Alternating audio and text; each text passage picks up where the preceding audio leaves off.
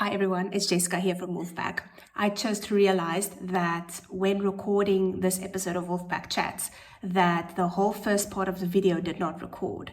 So I am splicing in our vertical recording of it. The sound is going to sound a little bit funky, and then it's going to jump to the good sound, which is on the professional recording. Also, I think I'm going to make such a fun edit of this one. I would suggest if you're a Spotify listener to rather go to YouTube this time around and just have a look at the video. I am having so much fun editing this, and that's why I'm taking a break and also recording this very impromptu because this whole episode is just chaos, but that's also pretty much our personalities. It just shows the creatives in the team. So yeah, we would love if you can just hop over to YouTube, maybe subscribe, maybe, turn on notifications for when we upload stuff, all of those things that you usually hear from the YouTubers. So yeah, I hope you guys enjoy this one. It's short, but it is quite impactful, especially for the designers out there in Namibia. Bye. Welcome back to Wolfpack Chats. It's another impromptu episode today. I'm Jessica, the creative director. And today we have a very important person within the team, Freddy, our resident graphic designer, here with us. And we are just going to chat today about working with clients and being a graphic designer in this space, especially in Namibia, because I feel like it's a different ballgame here. So welcome, Freddy. I'm going to give you like a 10-second elevator pitch moment.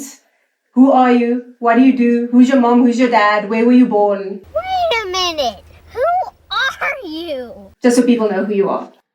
I'm a ghost. My name is Freddy Mazila, as you've heard.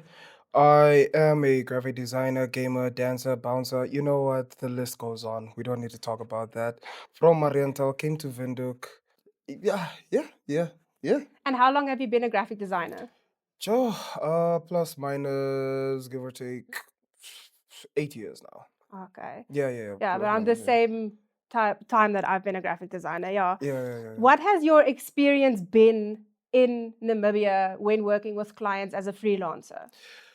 As a freelancer, people don't like to pay. Yeah. People don't like to pay when they like. You can have the best quality of work, but now, yeah, you can have the best quality of work. Now, with the quality of work means that there has to be a certain type of finance that needs to be paid. Like the money has to reflect the work that I'm doing.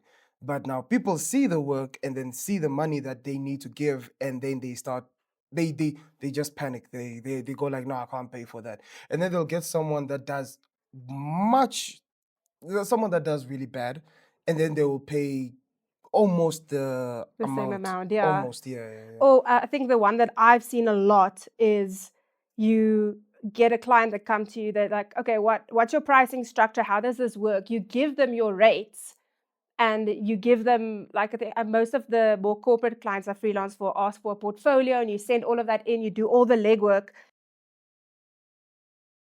and then they have the nerve to tell you as a freelancer are too expensive, when in reality what you're charging them per hour is less than what you can live off of. Yeah. And I think it's just because graphic design in general is a profession that's not really respected here. It's not And I think all around the world as well. I think it's one of those professions where it's not that important to everyone, so they kind of brush it off. Yeah. One of the things, now that you just spoke about the portfolio and stuff, this actually happened to someone that I know, whereby they did the work. Two people actually.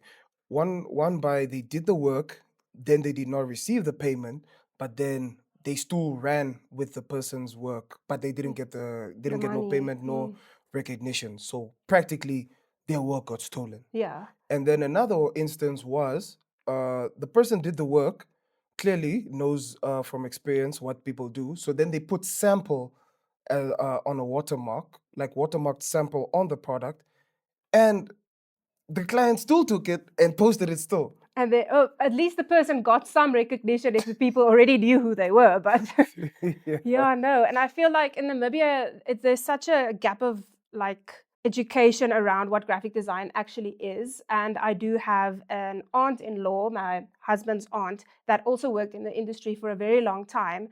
And she also pivoted away from the profession later on, I feel, for the same reason, where you do all of this work, you put in all of this time, and the people don't compensate you for it. Yeah. And that's the beauty of the profession, I guess. It's something we chose to go into. We are creative people, but you have countries like, I think a big outlier is the USA, where they have such strict copyright and trademark laws there that even freelance graphic designers have started copywriting and trademarking things just to make sure that they get compensated the way they should be.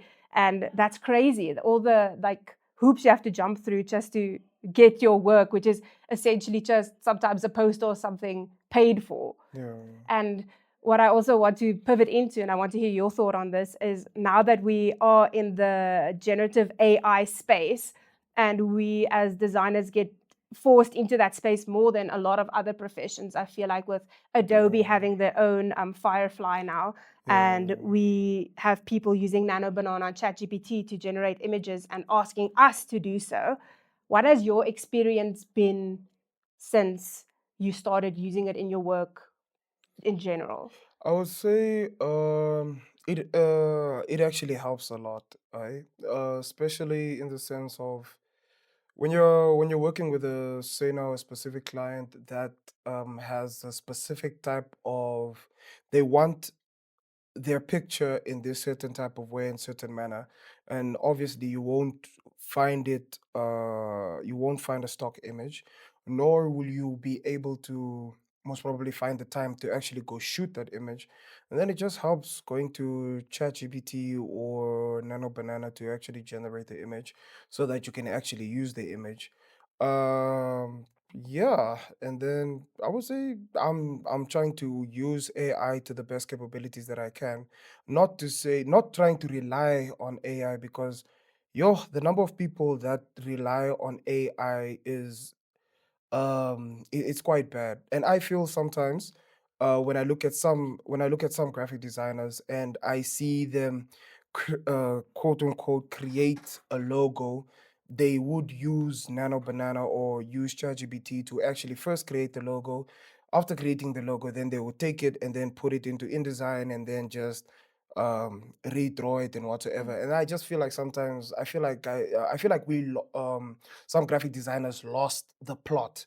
They Yeah. lost the feel to actually sit down, contemplate, think, struggle, go through the 25 different logos that you created. Go through your sketches, do your Yeah. research. And then like go through all of those logos that you created to just get that one simple logo. I know it's frustrating. I know it's tedious, I know it's long, but out of it being long, tedious, and frustrating comes that certain type of joy when the client says, like, this logo, this one I like, because you put your blood, sweat, and tears, and Yeah.